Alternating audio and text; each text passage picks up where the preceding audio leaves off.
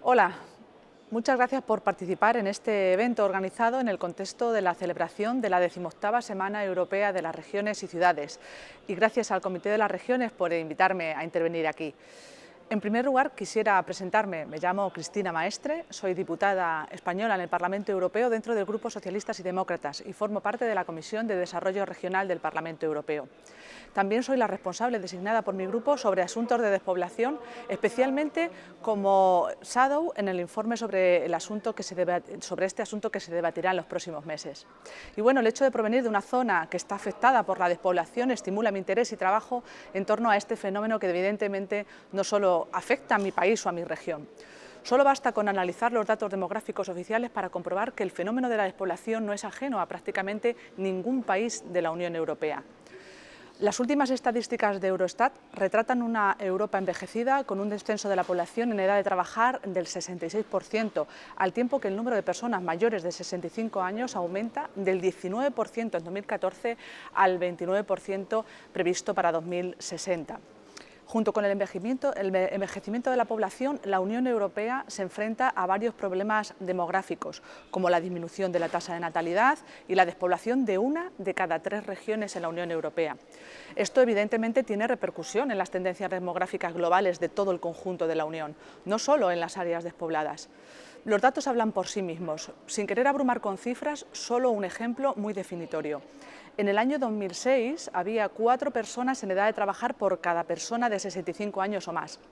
Sin embargo, para el año 2050 se prevé que esta proporción solo sea de 2 personas por cada persona jubilada.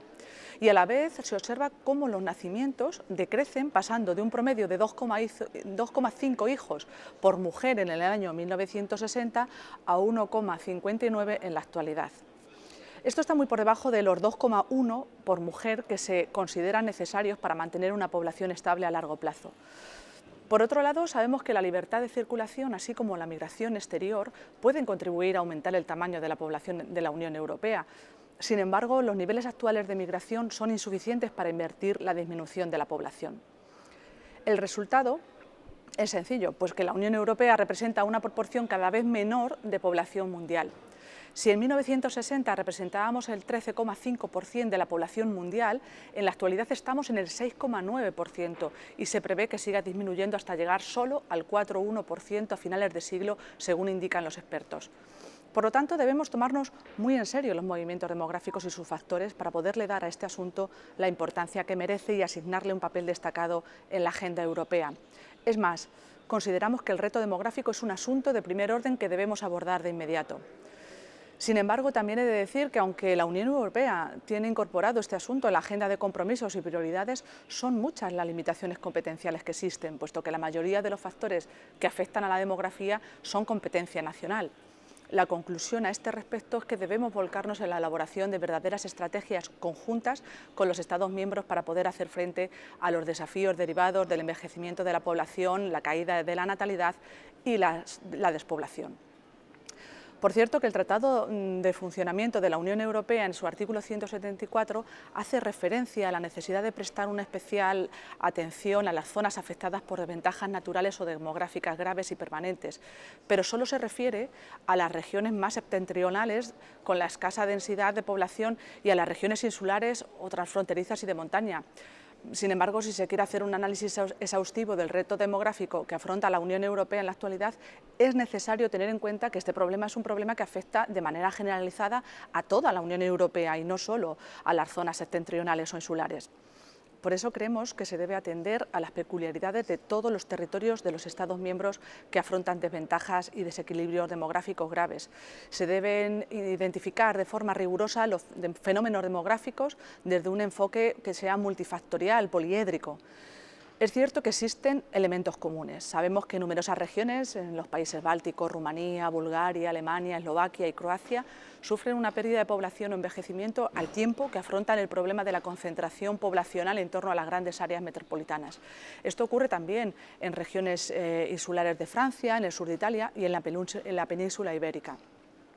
Les puedo dar cifras apabullantes del caso concreto de España, que es el que mejor conozco. Según lo que dan los datos que proporciona el Instituto Nacional de Estadística, la mitad de los pueblos españoles se encuentran en riesgo de extinción. De los 8.125 municipios actuales, más del 60% cuenta con menos de 1.000 habitantes y casi 1.300 ayuntamientos tienen menos de 100 personas censadas en el padrón. Lógicamente, este es un proceso que no surge de la noche a la mañana, sino que es sostenido en el tiempo y en beneficio de las zonas urbanas en donde se concentra la población. Si ampliamos un poco más el zoom hacia los problemas o características fundamentales del fenómeno, observamos, primero, el primero de ellos es el éxodo de las zonas rurales. En el caso de este fenómeno es posible distinguir dos realidades. Por un lado se encuentran los municipios con baja densidad de población como consecuencia de las condiciones físicas, demográficas, políticas, en lo que se conoce como con el nombre de despoblamiento y que se mide por densidad de población. Y por otro lado existe un proceso de pérdida de población en un periodo de tiempo y que se mide comparando cifras de población con respecto a periodos anteriores. Esto se conoce como despoblación. Como digo, pueden confluir y confluyen, de hecho, en muchos casos, despoblamiento y despoblación. El segundo problema, aunque no menos importante, es el caso del envejecimiento. Como en el caso anterior, se trata de un fenómeno demográfico conocido y extendido en la Unión Europea. Y es curioso que, siendo una buena noticia que cada vez tengamos más esperanza de vida, sin embargo, con la confluencia del descenso de nacimientos, esto tenga esa connotación negativa. Esto último es el tercer reto, la tercera variable, que es la caída de la natalidad y, por tanto, la reducción drástica de la población infantil y joven y, por tanto, las expectativas de reemplazo en esas zonas. Por último, el cuarto problema tiene que ver con las dificultades de acceso que existen en las zonas despobladas. La nueva realidad que dibuja el reto demográfico ha hecho que se cree una nueva brecha entre aquellas zonas densamente pobladas que disfrutan de un amplio abanico de servicios y aquellas áreas que padecen despoblación y que han perdido el acceso a buena parte de los servicios básicos del estado del bienestar. Se trata de un problema que a su vez retroalimenta el resto de desafíos previamente planteados, ya que la dificultad de acceso a estos servicios deriva en la emigración de quienes residen en las áreas con graves dificultades demográficas. Además, existen serios problemas para el acceso a las nuevas tecnologías, para aquellos que residen en las zonas rurales. Yo creo que esto es muy importante.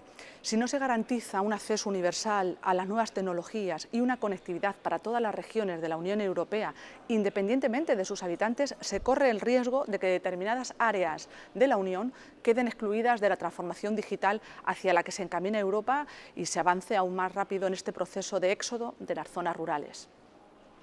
En definitiva, los desafíos demográficos de la Unión Europea no son nuevos ni son desconocidos, ya que es un problema que se ha ido fraguando durante décadas. Sin embargo, lo singular de la situación actual es la intensidad con la que se están dando estos procesos y los problemas que como consecuencia se están generando en aquellas regiones en las que concurren varios o todos ellos, reforzándose entre sí, provocando una situación sin precedentes y poniendo en riesgo la supervivencia de ciertos y muy numerosos municipios. Hecho el análisis, ¿qué estamos planteando? Si bien es cierto que la Unión Europea ha puesto en marcha numerosos instrumentos para abordar algunos aspectos del cambio demográfico, hasta la fecha aún no existe una estrategia europea general para abordar este asunto específicamente. Ante esta realidad, solo cabe la exigencia de la adopción y aplicación de políticas urgentes a nivel europeo para abordar los siguientes desafíos pendientes y vinculados con el reto demográfico. Por ejemplo, integrar las consideraciones demográficas en todos los ámbitos políticos y regulaciones. De lo que se trata es de darle una transversalidad a las políticas contra el despoblamiento en materias como la agricultura, el medio ambiente, la sociedad de la información, el I+D+I, el empleo, la educación, la política social y también el transporte. También creemos que la Comisión Europea debe adoptar esa estrategia europea sobre el cambio demográfico a la que hacía mención anteriormente, algo a lo que ya se comprometió la presidenta de la Comisión, Ursula von der Leyen, para coordinar la acción de la Unión Europea en varios ámbitos. Bajo nuestro punto de vista, esa estrategia deberá priorizar la creación de oportunidades para atraer y retener población joven en todo el territorio y, en particular, priorizar los siguientes ámbitos: el empleo digno, sostenible y de calidad, la dimensión territorial de las políticas de promoción económica y el empleo, mejorar el acceso a las infraestructuras para aumentar la competitividad de los territorios con desafíos demográficos y así evitar la fuga de empresas, la universalización de la cobertura de redes de alta capacidad, banda ancha, fibra óptica, esto es muy importante. También la dotación de servicios básicos del estado de bienestar en territorios con desafíos demográficos. El transporte público a escala local para garantizar el acceso a estos servicios públicos y medidas concretas destinadas a la empleabilidad de los jóvenes y su emancipación. Pero también las políticas de apoyo a la familia y el fomento de la natalidad, incluyendo políticas de conciliación y atención a las personas mayores y dependientes. También creemos que la Unión Europea debe establecer un marco jurídico para reconocer de forma específica a estos territorios con desventajas demográficas graves y permanentes, con la finalidad de determinar marcos legales, instrumentos, financiación. Como dije al principio, actualmente solo están reconocidos los territorios septentrionales de la Unión Europea. Por otro lado, resulta fundamental que la política de cohesión desempeñe un papel más destacado a la hora de abordar las cuestiones demográficas. Los fondos estructurales y de inversión europeos deben mejorar su eficacia al abordar el cambio demográfico. La participación de los agentes locales es fundamental para garantizar este éxito, por eso tenemos que tener muy en cuenta los ayuntamientos. El papel de los fondos de cohesión, como digo, es esencial. Por ejemplo, el FEDER, que debe contribuir a que las zonas con altos índices de envejecimiento, ruralidad y éxodo poblacional puedan mejorar sus infraestructuras de transporte y telecomunicaciones, reducir la brecha digital y contar con mejores servicios públicos. Es indudable que resulta más costoso cubrir la asistencia sanitaria o social en una región que está afectada por la dispersión geográfica y la despoblación que hacerlo en núcleos urbanos, donde la gente está más concentrada.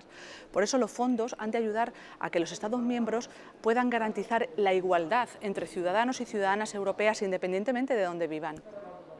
Al igual, también pensamos que se debe apostar por la competitividad y el desarrollo sostenible en esas zonas.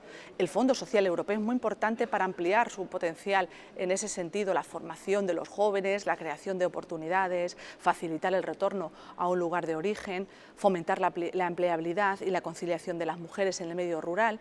Todo esto tiene que orientarse a la consecución de los objetivos. Y también la PAC. La PAC debe reforzar en mayor medida, a través del segundo pilar, que está dirigido al desarrollo rural y financiado por el FEADER, los servicios e infraestructuras conducentes a la inclusión social, así como revertir tendencias de deterioro social y económico y la despoblación de las zonas escasamente pobladas. Son muchas las propuestas que estamos planteando para frenar la despoblación. Podemos decir que algunas ya están incorporadas o en proceso de ser incorporadas, seguramente no al ritmo que quisiéramos, pero están en ello, estamos todos en ello. Y de hecho, aquí en el Parlamento Europeo estamos en permanente reivindicación. A la Comisión Europea también le estamos trasladando nuestras propuestas y algunos compromisos, es cierto, que tenemos que reconocer que ya se han adquirido. Por ejemplo, la presidenta de la Comisión, Ursula von der Leyen, ha incorporado por primera vez una vicepresidencia dedicada a demografía, que trabajará en coordinación con la Oficina Estadística Europea, Eurostat, y se ha comprometido a analizar el impacto del cambio demográfico en diferentes grupos de la sociedad y en áreas y regiones afectadas.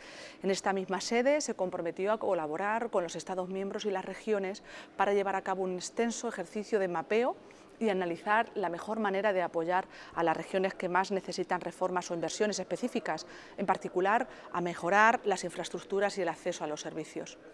A este respecto, puedo decir que trasladé directamente a la comisaria Suica, que es la responsable de demografía, el interés por agilizar la elaboración y presentación de este estudio y me confirmó que este año se llevará a cabo una consulta a gran escala en las zonas rurales, en las zonas despobladas, para avanzar en una visión más fidedigna y más certera de la situación y así formular las correspondientes estrategias. Por último, no quisiera pasar por alto el efecto que ha tenido la pandemia COVID en las zonas despobladas. Las regiones despobladas de la Unión Europea sí se han visto gravemente afectadas por la pandemia y sus sistemas de salud están sobrecargados por el aumento espectacular del número de pacientes. Aunque en general el virus parecía afectar primero a las zonas metropolitanas con mayor dureza, también se ha estado propagando en las zonas rurales, que suelen tener menos instalaciones sanitarias para vigilar y combatir el virus. Dado que las muertes relacionadas con el coronavirus son más elevadas entre las personas de edad, las regiones con poblaciones que envejecen, como pueden ser las zonas rurales, también pueden ser particularmente vulnerables. Aunque todavía es muy pronto para predecir el impacto global de la epidemia del coronavirus en la población de la Unión Europea, algunos estudios emergentes proporcionan algunos hallazgos muy significativos sobre cómo podría afectar a las tendencias de población de la Unión Europea. También es cierto que también se pueden sacar efectos positivos para las zonas rurales o despobladas. Es sin duda una oportunidad para avanzar en la completa digitalización de las zonas rurales que cada vez cobran más atractivo. El teletrabajo puede ser una alternativa en expansión plenamente compatible con la vida en los pueblos. Veremos cómo va evolucionando este asunto, pero lo que no podemos obviar es que las zonas despobladas se han identificado como las zonas más vulnerables para hacer frente a los efectos de la pandemia por esas dificultades en el acceso a los servicios básicos y por el aislamiento que sufren sus habitantes. Sin duda, será otro de los asuntos que tendremos que profundizar en los próximos meses. Por mi parte, eso es todo. Agradezco muchísimo la atención prestada y agradezco nuevamente a la organización por la invitación. Hasta la próxima.